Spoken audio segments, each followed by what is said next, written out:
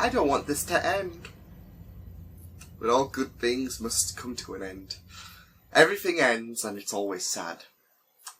But everything begins again. I just had to throw that line out there.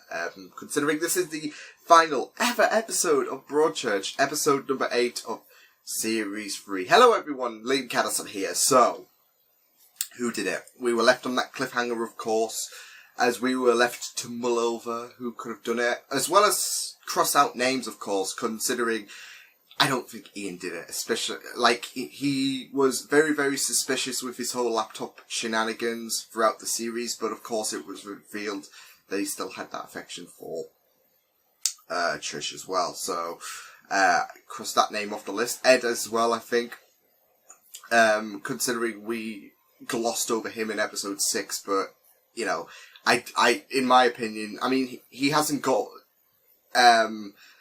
less damning evidence, I guess, compared to Ian, who, you know, is still attached to Trish. But I don't think, you know, I think he's just some hopeless stalker, I guess. I think that's the gist of it for Ed, and that's all.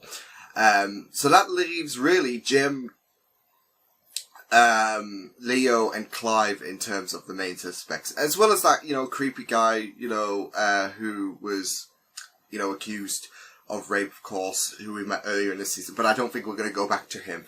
So, yeah, I think it's those three, so it'll be very, very interesting to see who comes out on top in this little debacle, of course. But, no, this series has just been incredible. I mean, I don't know what I want to say in terms of ranking, because part of me wants to put this on top of, in terms of Broadchurch rankings. I mean, I don't know, it just feels really, really, like, the journey throughout Series 3 has been really, really incredible.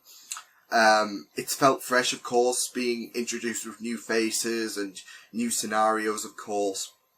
But not just that, I mean, the way they've wrote vulnerable situations for females in this series particularly. And, like, especially in the last episode where we had that vigil, of course, showing the strength of like, all the female residents of Broadchurch. I think they've wrote females really, I think they've done a really, really good job at showing, you know, the disease that some men go, like, because you got Alex's comment, of course, which I'm mentioning several times, but I think it's a really, really great comment, of course. But it just show, like, the disease known as men, as yeah, I know it's funny, me being a man, of course, saying this, but no, I mean, like, all the men in Broadchurch, or all the men involved in this scenario, should I say, have done some shoddy shit. And yeah, it's just really, really great to see that difference. The, you know, well, I wouldn't call them the underdogs, but I would call them, you know, rising up against the odds and knocking them out the park. Like I said, with that vigil yesterday for the females, and like I said, you know, the degenerative, actions from some of the men and all that. Like I said, those, involved in this case. Not all of the men, of course, because, I mean, we focused on other people in this series that's not involved in the case itself, like Mark, of course, prominently, considering his fixations on Joe, of course, after the Series 2 finale. So, yeah, it's just been a very, very well-written series, in my opinion, and I've just been really, really digging it. So, I don't know where I would put this. Probably first. But I'll probably say, well, I don't know, the first series was better, but I don't know. It's that little bit of scale going on at the minute, but I don't know. The final episode could be completely down the gutter. We'll just have to wait and see. But yes, I've rambled on too much. We want to get to the reaction. It's episode number 8. Let's go. Clive. Oh, shit. Clive Lucas, I'm arresting you in connection with the rape of Patricia Winterman committed Of course, it had to be dodgy him. The 28th of May this year. You do not have to say anything, but it may harm your defence. Did you touch it? Shit. When I found it, yeah. Didn't know what it Something was. a customer maybe dropped. Makes no sense it was out here. To be fair, if it's a bag, you want to steer clear if you don't know I what's pulled it out inside. to see. What's your explanation as to how this all makes sense if you didn't rape Trish Winterman? I can't. Sorry. I can't explain that. I still enjoy those moments when some cocky bastard trashes their own alibi without realising it. We got the CCTV From what from I've the seen, parcel, yeah. Clive has been a smug little shit. Hey, come on, let's get in Rattler's cage. Searched the whole I place love how 2 days enthusiastic ago. he is. That bag wasn't But there. You he want us looks to believe a bit you've seen scared. a suspicious Well, bag. then again, his identity One of could your be sheds. compromised. I heard her being raped. Oh, shit. I didn't know that's what it was. I was at the edge of the woods. This was But now after it I all fell. makes sense. I heard some sounds coming from around the waterfall. So that's what he wasn't telling you. I knew he had a face. I thought it was just drunk sex. Didn't realise what it was until later. Till I find out what really happened. I could have stopped it. I could have helped her. Oh. You want to know why I've slept near her place ever since? Because he feels guilt. Oh, shit. Because I failed her.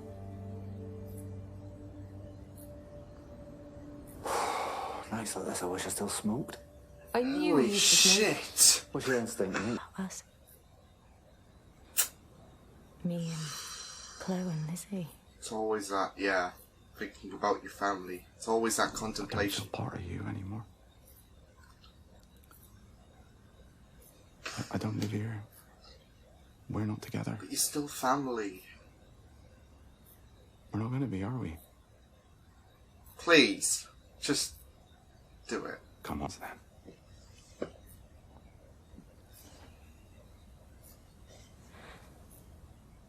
I love you. Yeah, I love you too.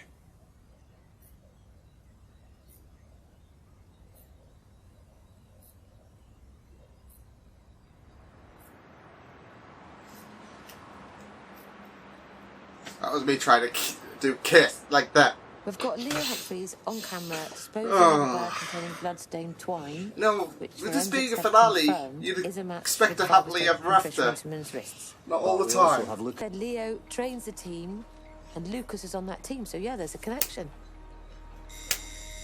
Here we go. Hello, Dan. So Now, Leo yeah. and Lucas Oh, were no, in he's not, cahoots. sorry. Oh, because we went to his house, and his dad said he was here with you. Son of a Well, if he's not bitch. here, why is his phone ringing? Oh dearie. Leo.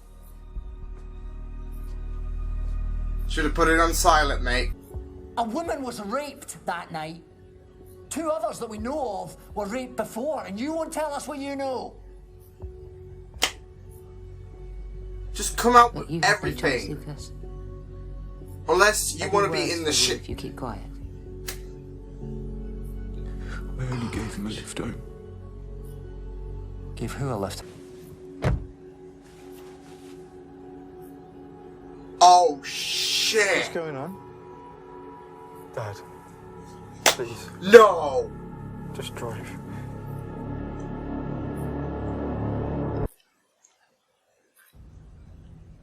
The little shit. Oh my god. And it makes sense why yeah, because it's his son. Oh, you haven't done it, have you? Oh, look, I'm not nosing. Oh my god, he's gonna manipulate him into this, isn't he? Oh, no, no, no, no. Son of a bitch. Eat shit.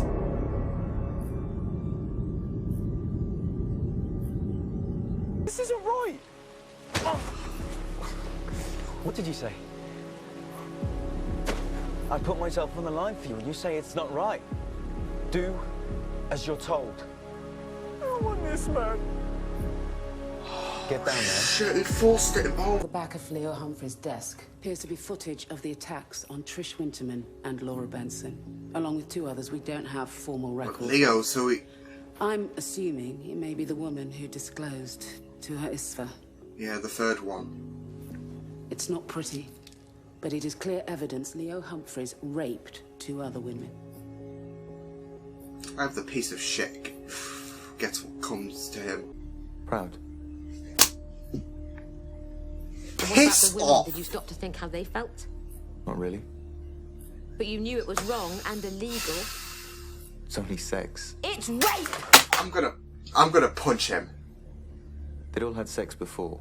Why does one more time make a difference? Kept thinking I was going to get caught. And he's proud of this When it shit. was in the news and nobody came. I wanted that feeling again. Smug little bastard can Did you know rot the in names hell. of the other 2 women you attacked? Didn't ask. Is that rude? Go on, Ellie, just launch at him. There's nothing else, just you in charge. You know how close I'm There's ready to nothing punch when my you're TV in right harmony now. with the world, and it's just... It's beautiful.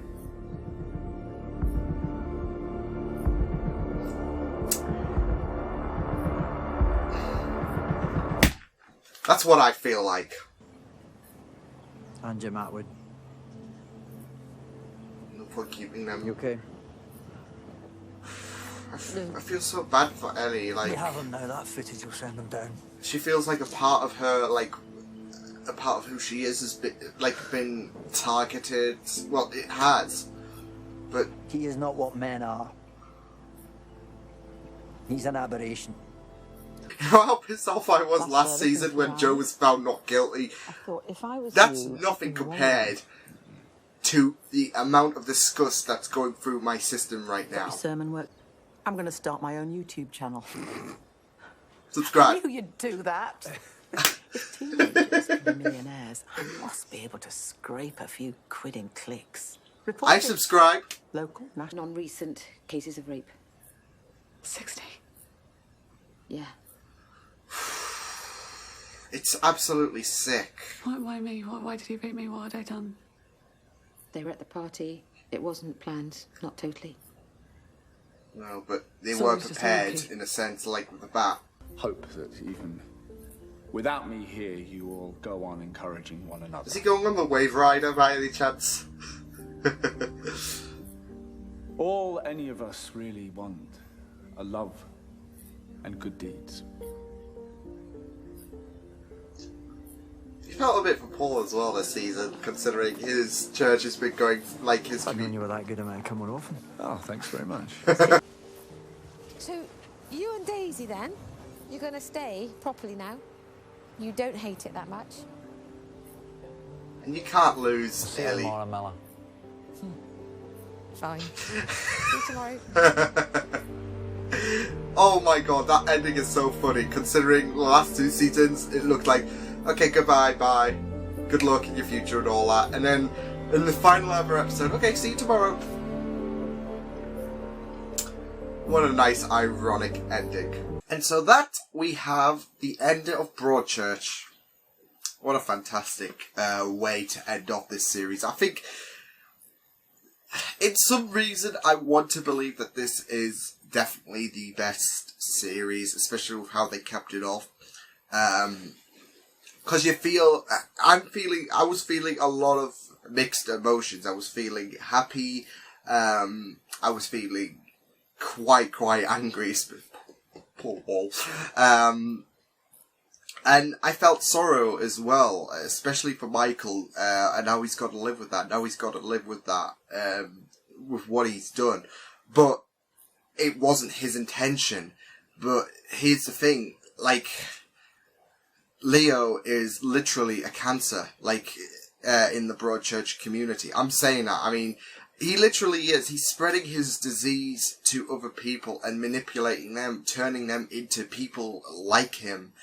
And he's attacking the vulnerable parts and, you know, killing off the goodness of who Michael was, and now he's got to, like I said, he's got to live with that. He's corrupted him, thinking this is, you know, the right thing to do. Well, Michael knew it wasn't the right thing to do. He was just coerced, but, you know, he didn't have a choice because Leo was in so much control of him, and he was an absolute piece of shit. So I was ready to punch the TV.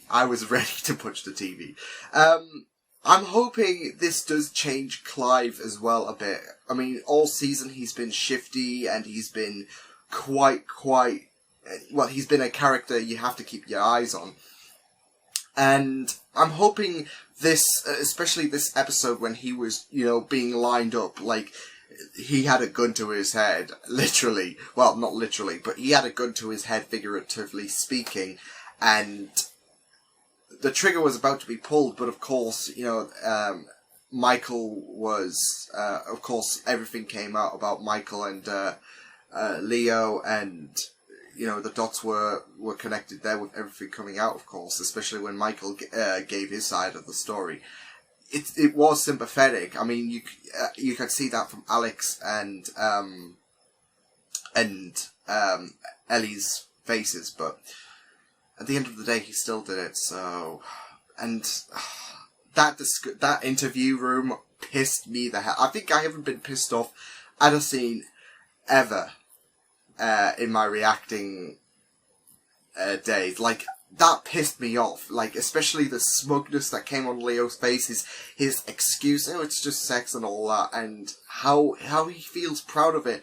I was like, my stomach was churning inside, but my head was absolutely, it was like, I absolutely hated him. There was a lot of rage going on inside my head. Like, if you could see the inside of my head, you would see a lot of rage, and you'd be like, okay, let's get out of this before, he lashes out or something. No, literally, I was I was feeling sick, I was feeling angry, and he had so much pride into doing this, and it was absolutely despicable stuff. So yeah, I had to remember something because I made a great thing, but it's completely useless now that Clive is not the person who did it. But when Clive kept all the keys, of course, and he was being lined up, like I said, like with his family DNA being the one that came up on Alex's screen. Of course, he didn't do it, but it was his DNA, of course, and Michael, of course, father, son. But when he had those keys, I was thinking it was a great metaphor. Like like women are strong anyways, like a lock and all that. But he has the keys, and a door's not so secure if you unlock it, I guess. I don't know. It's a shitty metaphor, but I don't know. I was thinking of some kind of great metaphor because women are strong, and yeah, he had the ability to weaken the lock. Well, unlock the lock, I guess, but it's not as strong unlocked, is it? Obviously, but this is what I'm talking about. It was a shitty metaphor, but at least I tried. No, it was just a really, really captivating finale. You just, like I said, you just felt so much sorrow, but at the end of the day, Michael still did it, and yeah, it's just a shitty ordeal that he has to live with for the rest of his life because Leo is a complete bastard who should. I would just love to kick the shit out of him. Like, not the real life actor, but that's I think that's the great thing though about the actor who played Leo. Like, I guess he gave off a convincing performance. He makes you want to punch the character, not the actor, of course. I'll be like, good job on making me hate your character. But that, like I said, that's the thing. He makes me sick. The character, I was absolutely disgusted. And seeing everything that fleshed out, not just the attack on Trish, of course, but everything building to it. Like, Leo slowly but surely grooming Michael. It was really, really greatly played out. I mean, first he had it in the pod, so he got his first taste of what was to come. Then consensual sex, it seemed. And then it turned really, really extreme. I mean, he even said, like, he had the normal kind of porn on his stick, and then the more extreme thing, something that would turn him away. So I think it was really great how they developed, that slowly but surely step-by-step process of how Leo manipulated Michael, because it was paced out really, really greatly. So yeah, it was sick, but it was great storytelling in my opinion. But yeah, everything got resolved, thank God. And I thought that was a fitting end, especially the ending scenes of this episode, of course, with everyone.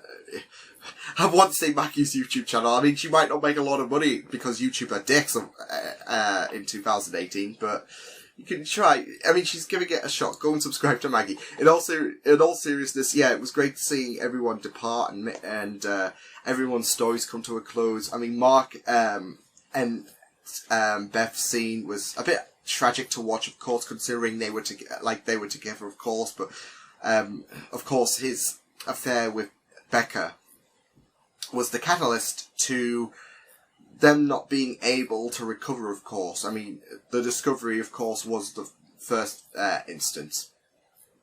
But, of course, more information came out, especially in season 2 when he wrote a letter to, when he was originally going to send a letter to Beth saying that they were over, and that kind of fractured them anyways, and, you know, season 3 has left them a bit more shattered, and they talked this out, and yeah, it is a bit of a bittersweet ending, but it might be best for them because their relationship has not been, you know, the best thing ever.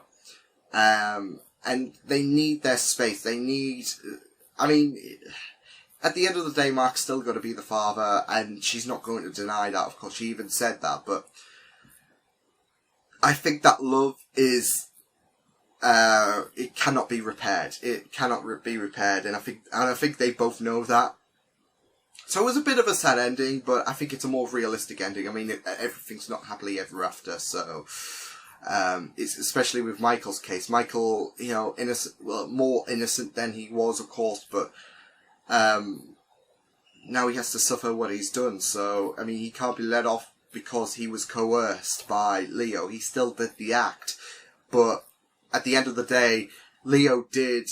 If it wasn't for Leo, then Michael wouldn't have done it. Michael would have had a free life. And this is what I'm saying. In some sense, Leo did rape Trish, but literally speaking, it was Michael who did. So, yeah. I really loved the performances as well. They really, of course, I always love the performances anyway on Broadchurch, but especially Ellie's breakdown as well, realizing how,